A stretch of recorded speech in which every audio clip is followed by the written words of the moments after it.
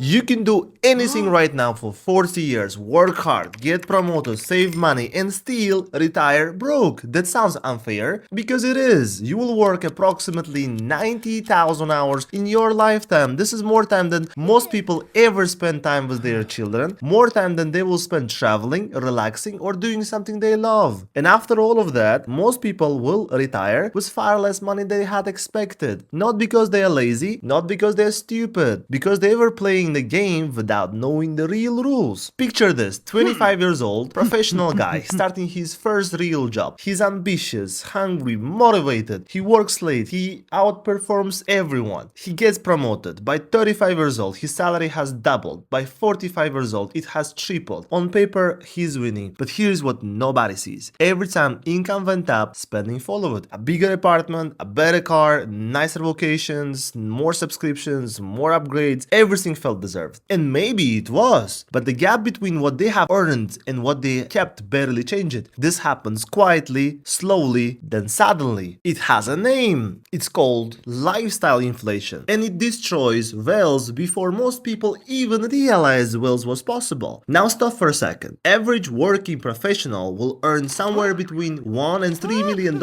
over their lifetime. From 1 to 3 million. Can you imagine that? So here is an uncomfortable question. Where did it go? To landlords, to banks, to car companies, to subscriptions, to interest payment. Almost everyone except themselves. And if you think saving alone solves this, you're wrong, because next trap is even worse. Inflation, silent, invisible, and relentless. If inflation runs at 7% and your bank pays 2%, you're losing purchasing power every single year. Even while being responsible, even while doing what society told you was smart. Imagine putting 100,000 in a safe today. Now open that safe 20 years after. The cash looks identical, but it buys half as much. Your money stayed still, the world did not. The saving account is not making you safe, it's just losing more slowly. But still, this isn't the biggest trap. This is: your salary is not wealth. Read that again. Your salary is not wealth. It is temporary agreement. You give time, your employer gives money. The moment that agreement ends, money stops completely. This is where most people lose the game. They confuse income with wealth. They are not the same. Income pays your bills, assets buy your freedom. Wealthy people do not rely on earned income.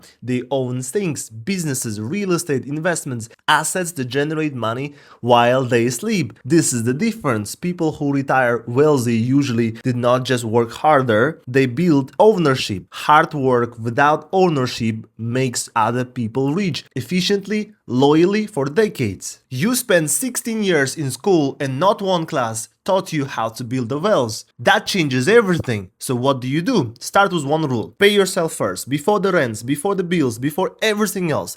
Take percentage of every paycheck, move it into ownership. An index fund, business, real estate, everything that can grow without trading more time. Start with 10%. The amount matters less than a habit. Because wealth is not built in one dramatic movement, it's built in small decisions repeated for years. And remember this, retirement does not begin at 65. Retirement begins the moment your assets can pay for your life. Subscribe to Money Mind. Every week we uncover the hidden psychology and financial systems shaping your money, because the most expensive thing in the world is not a luxury card, it's a financial ignorance, and most people pay with it decades of their life.